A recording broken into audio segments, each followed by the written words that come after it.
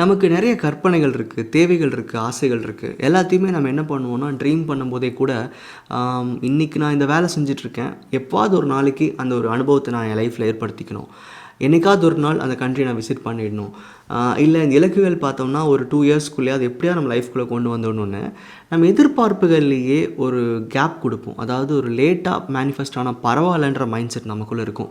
இந்த மைண்ட் செட்க்கான காரணம் என்னென்னு கேட்டால், இப்போ இருக்க ரியாலிட்டியை நான் பார்க்கும்போது, நான் ஒரு பர்டிகுலர் ஜாபில் இருக்கேன், அதில் இவ்வளோ சேலரி தான் வருது, அப்போது எனக்கு இந்த ஆசை இருக்குது அப்படின்னா அது போகிறதுக்கு இவ்வளோ நாள் ஆகுங்கிற அந்த ஒரு கால்குலேஷன் வந்து நம்ம மைண்ட்குள்ளேயே க்ரியேட் பண்ணி வச்சுருப்போம். இது வந்து ஒரு எக்ஸ்பீரியன்ஸால் வர்றதுனே தவிர இது தவறுன்னு சொல்ல முடியாது. அப்போது நீங்கள் ஒரு பிஸ்னஸ் ஸ்டார்ட் பண்ணுங்கள், எவ்வளோ வருஷம் ஆகும்னு ஒரு எஸ்டிமேஷன் கேட்டோன்னா ஒருத்தர் வந்து ஒரு 3 வருஷத்துக்கு நான் பண்ணிடுவேன்னு சொல்லுவாங்க. எனக்கு ஒரு பொருள் வாங்கணும்னு நினைக்கிறேன், அது வாங்குறதுக்கு எனக்கு இன்னையோடைய வருமானத்தை நான் பார்க்குறேன், எப்போ நான் வாங்க முடியும்னு நான் யோசித்தேன் அப்படின்னா ஒரு 1 இயரில் வாங்கிடலாம். இது வந்து ஒரு பேசிக் கால்குலேட்டிவ் மைண்ட் செட். நமக்கு ஒரு விஷயம் நடக்கிறதுக்கு எவ்வளோ ஆகுன்ற எஸ்டிமேஷன் நம்மளால் பண்ண முடியும்.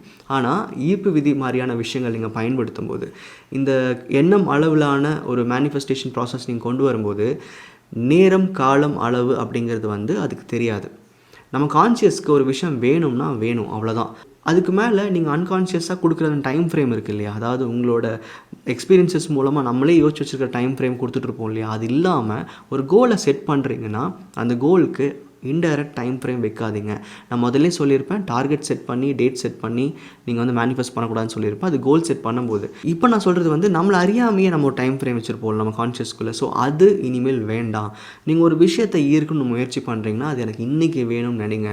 எனக்கு வந்து இன்றைக்கி பாசிபிலிட்டிஸ் கிடையாது, என் ரியாலிட்டி பார்த்தா அப்படி தெரியல, இதெல்லாம் நமக்கு தேவையில்லை. யூனிவர்ஸ் பொறுத்த வரைக்கும் உங்களுக்கு என்ன வேணும் அவ்வளோதானே தவிர நீங்கள் எப்போ கிடைக்கணும், எவ்வளோ நாள் ஆகுங்கிற அந்த ஒரு கான்ஷியஸ் தாட்டை வந்து யூனிவர்ஸ்க்கு புரியாது. உங்கள் ஆசைகள் தெளிவாக இருந்து உங்கள் எண்ணங்கள் அது மேலே சீராக இருந்துச்சு அப்படின்னா நீங்கள் நினைக்கிற விஷயங்கள் எந்த ஒரு டைம் ஃப்ரேம் லாஜிக் இல்லை இந்த உலகத்தில் பாசிபிளே இல்லைனா கூட அது உங்ககிட்ட வந்து சேர்கிறதுக்கு உண்டான மாற்றங்கள் நடக்கும்.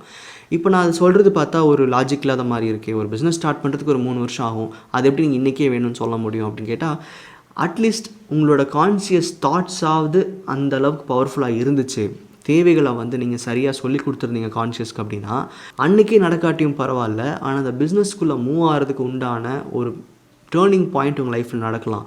நீங்கள் ஒரு ரைட் டெசிஷன் எடுக்கலாம் அந்த மூமெண்ட்டில். அதாவது நீங்கள் செய்கிற ஒவ்வொரு விஷயங்களுமே உங்களை எதிர்நோக்கி இருக்கிற அந்த இலக்குக்கு தகுந்த மாதிரி மாற ஆரம்பிக்கும். அப்போது மேஜிக் மாதிரி நாளைக்கே நடந்துருமான்னு கேட்டால் நிறைய பேர் ஓவர் நைட்டில் சக்ஸஸ் ஆனவங்க இருக்காங்க. அவங்க செஞ்ச ஒரு சின்ன வேலை அவங்க என்ன எதிர்பார்த்தாங்களோ அதுக்கிட்ட கொஞ்சம் சீக்கிரமாக கொண்டு போயிருக்கு.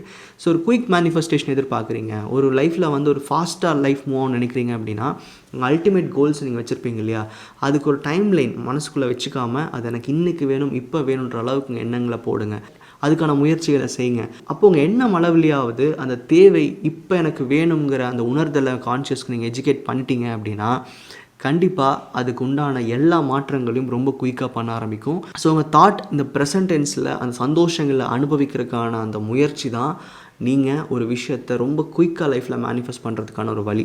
ஸோ உங்கள் இலக்குகளை, உங்கள் பேர்னிங் டிசையர்ஸை எனக்கு இன்றைக்கே வேணும் அப்படின்ற அளவுக்கான எண்ணத்தை நீங்கள் உருவாக்க முயற்சி பண்ணுங்கள்.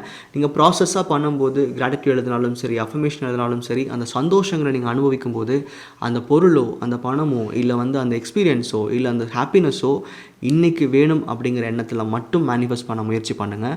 கண்டிப்பாக அந்த ப்ராக்ரஸ் ரொம்ப ரேப்பிடாக இருக்கும். நன்றி.